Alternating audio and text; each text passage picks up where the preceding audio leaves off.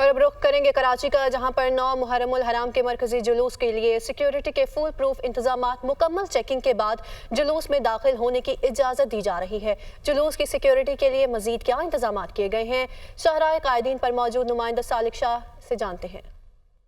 जी बिल्कुल, कराची में 9 मुहर्रम हराम के जो जुलूस निकलने हैं उसके तमाम इंतजामात मुकम्मल कर लिए गए हैं। आज सुबह कराची के जो इलाका है लियाकताबाद, वहाँ के मार्टिन क्वार्टर से वहाँ से जो मरकज़ी जुलूस वहाँ से बरामद हुआ, जो मुकर्रर रास्तों से होता हुआ अब से थोड़ी देर बाद जो मिनिस्टर पार्क है वहाँ पर आके इख्तिताम पजीर होगा, जहाँ पर मजलिस बपा की जाएगी, जिसके बाद 1 बजे जो है मरकज़ी जुलूस वहाँ से बरामद किया जाएगा, जो एम्बेजना रोड उसके अलावा मुकर्रर रास्तों से होता हुआ शाम तक खालिद हुसैनिया ईरानिया इमाम बारगाह पर इख्तिताम पजीर होगा। इस हवाले से कानून नाफिज करने वाले इदारों के 7000 से ज़्यादा सिक्योरिटी एहलकार जो है तैनात किए गए हैं।